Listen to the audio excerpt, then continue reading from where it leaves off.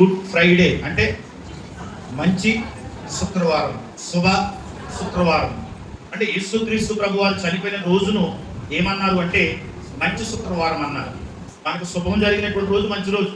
ఏంటంటే శుభం జరిగితే మంచి రోజు మనకి, అశుభం జరిగితే మంచి రోజు కాదు మనకి. కానీ యేసు ప్రభు వారు చనిపోయినటువంటి రోజును ఏమన్నారంటే మంచి శుక్రవారం అన్నారు. ఎందుకన్నారు? ఏ మంచి లేని మన బ్రతుకులలో, ఏమండి, ఏ మంచి లేని మన బ్రతుకులలో మంచి దేవుడు ఈ లోకానికి వచ్చి మనందరి కొరకు చనిపోయినటువంటి రోజు కాబట్టి ఇది గుడ్ ఫ్రైడే అన్నారు. అందుకనే కైప అనేటువంటి ఒక ప్రధాన యాజకుడు ఉంటాడు బైబిల్లో. ఈ ప్రధాన యాజకుడు ఒక మాట అంటాడు, ప్రియమైన వాళ్ళారా. ఏమంటాడో తెలుసండి? యోహాను సువార్త 18వ అధ్యాయము 14వ వచనమైన వాడు, ఒక మనుషుడు ప్రజలందరి కొరకు చనిపోవుట ప్రయోజనకరమని ఆలోచన చెప్పిన వాడు. అంటే ఒక మనుషుడు ప్రజలందరి కొరకు చనిపోవట ఏమై ఉందంటే ప్రయోజనమై ఉంది. అందుకనే యేసుక్రీస్తు ప్రభుల వారు ప్రజలందరి కొరకు ప్రాణం పెట్టాడండి. ఆయన అందరి కొరకు కాదు, ఆయన అందరికీ ప్రభు అని బైబిల్ సెలవిస్తా ఉంది. ఆయన అందరికీ దేవుడు అని బైబిల్ సెలవిస్తా ఉంది. ఆయన ప్రజలందరి కొరకు కూడా ఆయన మరణించారండి.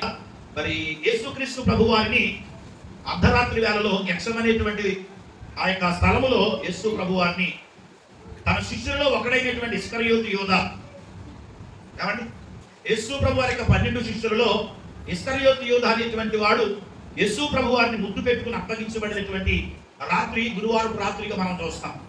అలాగే పిల్లరా, ఆయనను అప్పగించిన తర్వాత ఆయన తీసుకుని పిలాతు యొద్దకు తీసుకుని వెళ్తారు, నాయకుల యొద్దకు తీసుకుని వెళ్తారు, అధికారుల యొద్దకు తీసుకుని వెళ్తారు. పిల్లరా, ఆయన ఈ లోకపు న్యాయాధిపతులు ఎదుట తల వంచుకొని ఆయన చేతులు పిల్లల కట్టుకొని వారి ఎదుట నిలబడినటువంటి రోజు.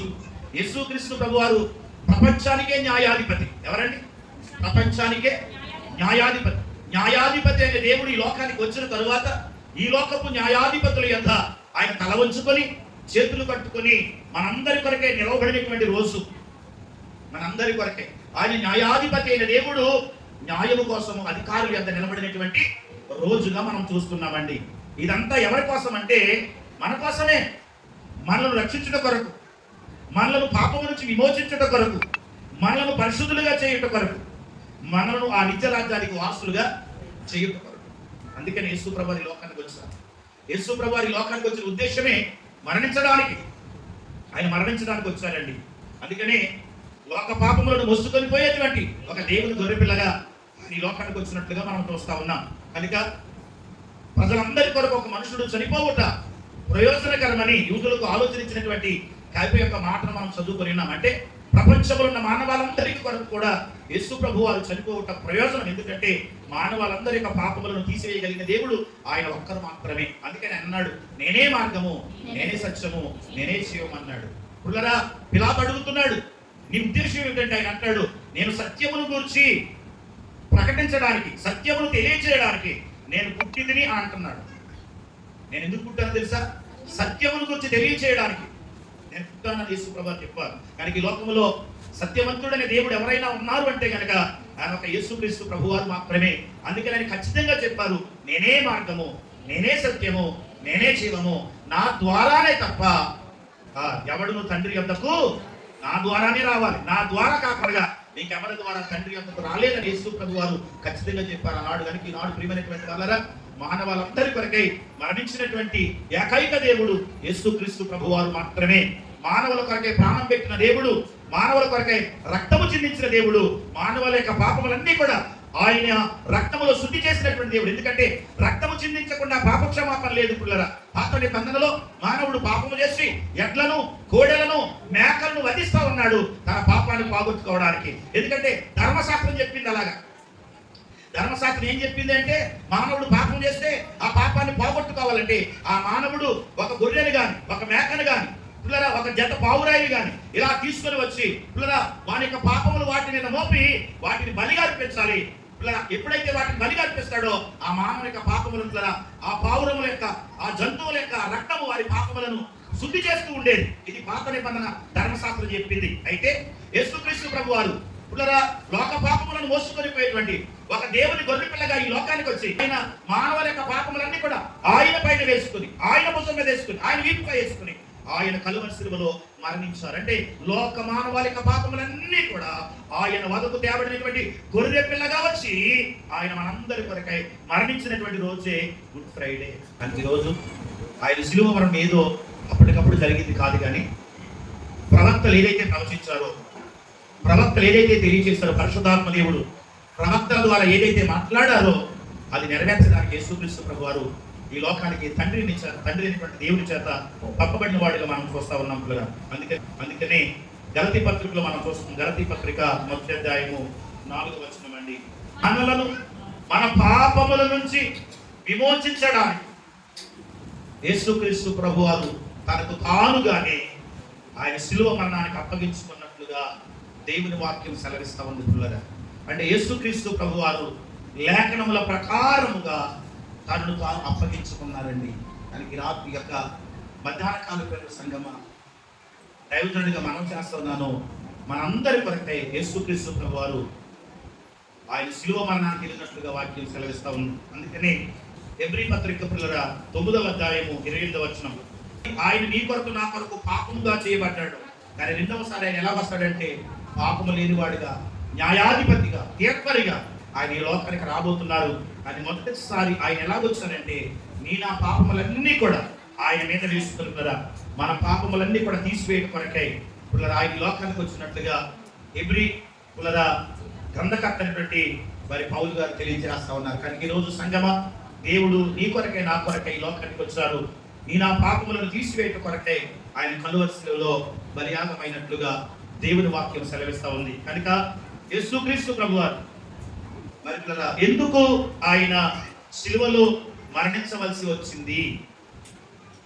యేసుక్రీస్తు ప్రభువారు ఎందుకు శిలువలో మరణించవలసి వచ్చింది పిల్లలని మనం ఆలోచన చేసినట్లయితే పరిశుద్ధ గ్రంథం బైబిల్లో ఈ విధంగా రాయబడి ఉంది. ప్రియమైనటువంటి వాళ్ళ మార్కు సువార్త 14వ అధ్యాయము 49వ వచనం, నేను ప్రతిదినము కూడా దేవాలయంలో బోధించడానికి వచ్చాను.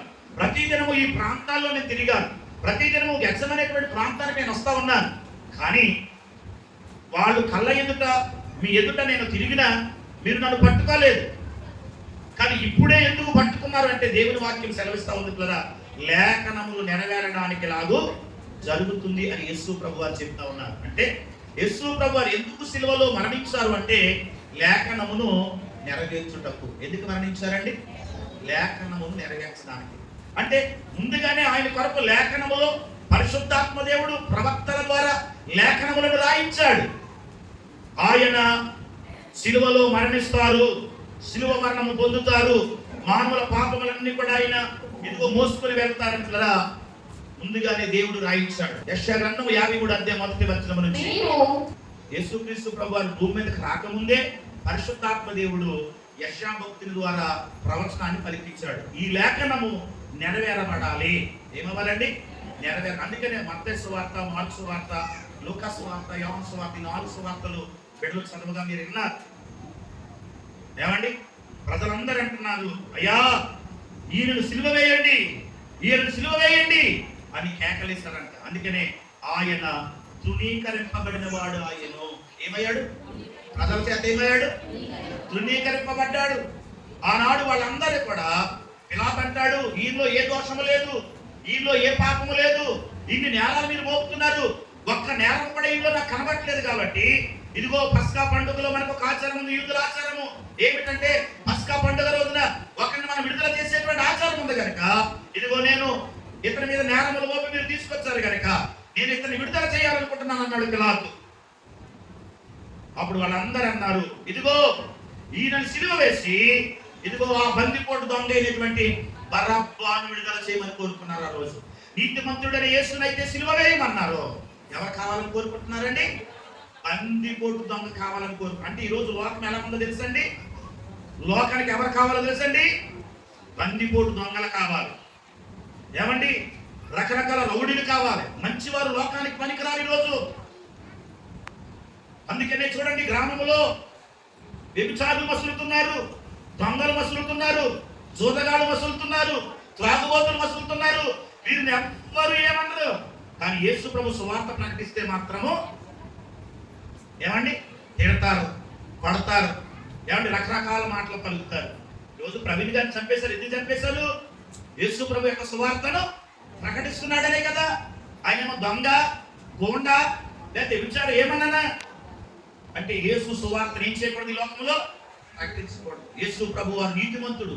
పిలాతు అంటాడు, ఇన్ని నేరాలు మోపారు మీరు, ఒక్క నేరం కూడా ఇతరులు కనబట్టలేదు నాకు, అందుకని నేను ఏం చేయాలనుకుంటున్నానంటే ఈ యొక్క వ్యక్తిని విడుదల చేయాలనుకుంటున్నానంటే వాళ్ళందరూ అన్నారు, వద్దు వద్దు, ఇది సిలివేసి అవసరమైతే మాకు ఆ బందిపోటు దొంగినటువంటి బరబ్బానే విడుదల చేయమని లోకం కోరుకున్నారు. ఇది లోకం తీరండి, లోకం తీరు. ఈరోజు గమనించాలి జాగ్రత్తగా. ఆనాడు కూడా అదే జరిగింది అక్కడ. దేవునికి స్తోత్రం కలుగును. కనుక సంగమా, లేఖనము నెరవేర్చడానికి ఇలాగ జరుగుతుందని యేసు ప్రభువు చెప్పారు. ఇంకా చూస్తే కొరింథీ సంఘరాసిన మొదటి పత్రిక 15:3 అపోస్తలుడు పౌలు అంతా కూడా దేని ప్రకారం జరిగిందండి? యేసు ప్రభువు పుట్టుక లేఖనముల ప్రకారం జరిగింది. యేసు ప్రభువు యొక్క మరణము లేఖనముల ప్రకారం జరిగింది. యేసు ప్రభువు మరలా పునరుద్ధరణ తిరిగి లేచుట అంటే పాత నిబంధనలో ఏమండి ఆది కాండము నుంచి మలాకి వరకు ప్రవక్తలు ఎవరెవరైతే ఏ రీతిగా ప్రవచించారో ఆ ప్రవచనాలు లేఖనాలన్నీ కూడా యేసుక్రీస్తు ప్రభువారిలో నెరవేరినట్లుగా మనం చూస్తా ఉన్నాము. ఆయన పుట్టుక లేఖనాల ప్రకారం జరిగింది, ఆయన మరణము లేఖనాల ప్రకారం జరిగింది, ఆయన యొక్క పునరుద్ధానము లేఖనముల ప్రకారం జరిగింది. అందుకని ఆయన లేఖనములను నెరవేర్చడానికి శిలువ మరణం పొందాడు.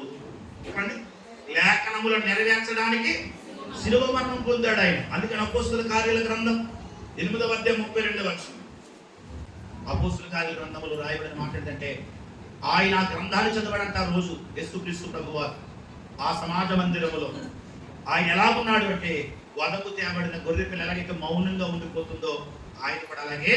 అంటే పిల్లరా, ప్రవక్తలు ఏ లేఖనాలైతే ఆయన గురించి రాశారో ఆ ప్రవక్తల యొక్క లేఖనములను నెరవేర్చడానికే ఆయన శిలువ మరణం పొందారు. కనుక యేసుక్రీస్తు ప్రభువారు ఎందుకు శిలువ మరణము పొందవలసి వచ్చింది అంటే లేఖనములను నెరవేర్చడానికి. ఇది మొదటి మాట.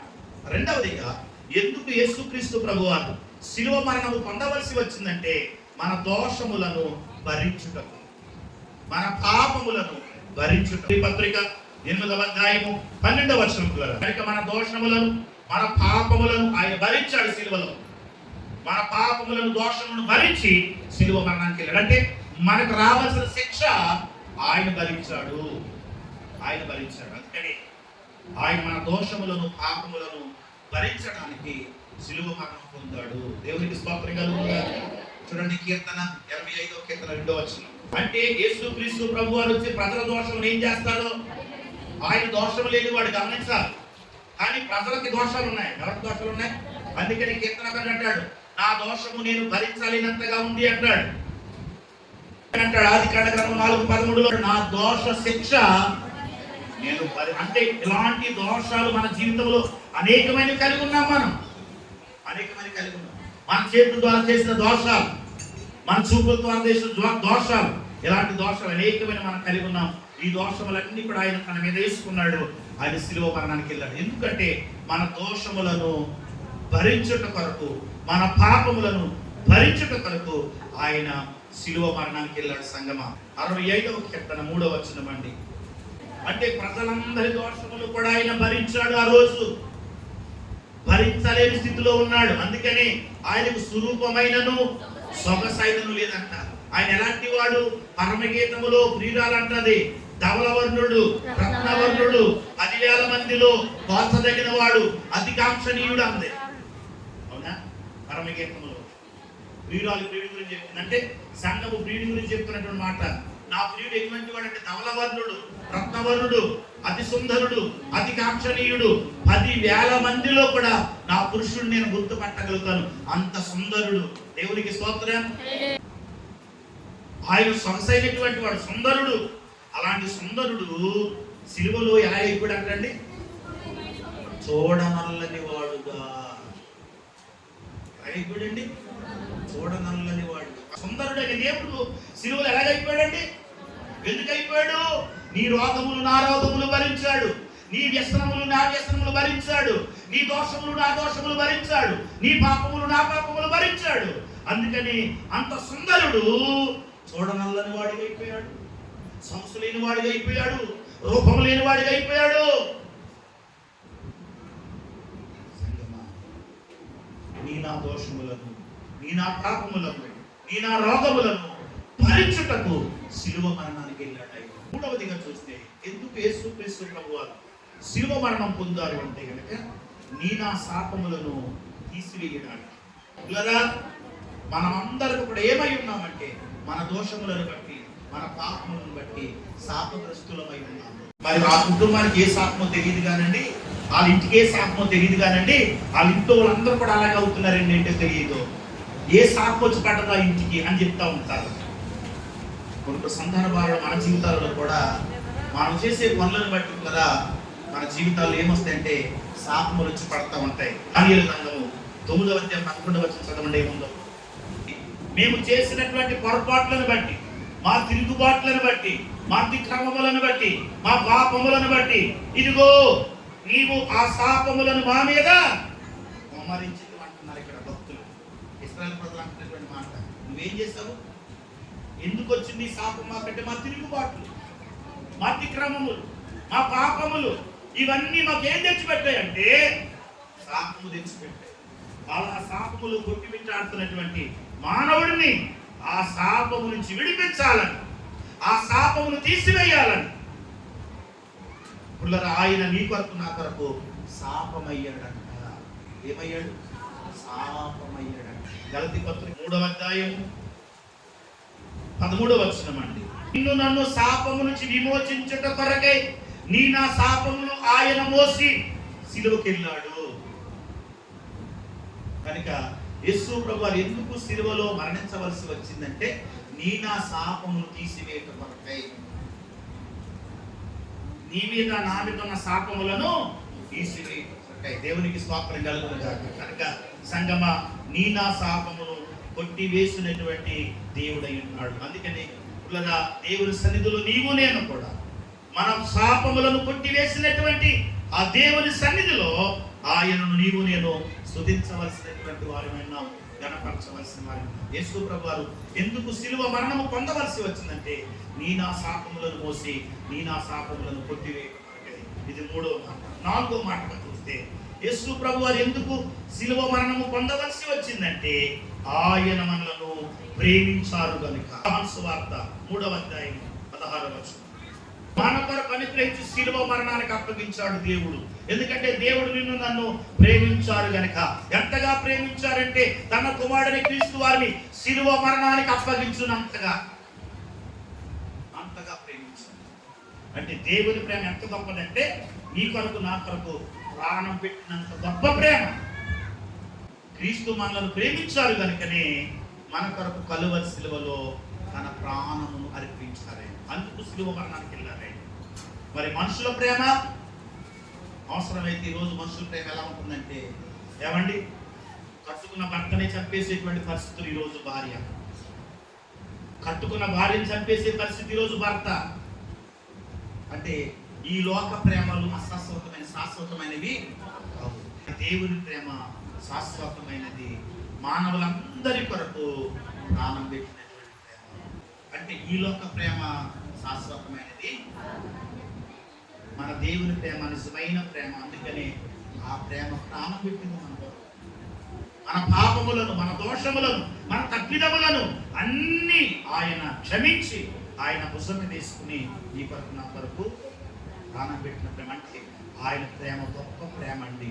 అందుకని ఆయన నిన్ను నన్ను ప్రేమిస్తున్నారు కనుకనే నీ కొరకు నా కొరకు శిలువ మరణం పొందారు.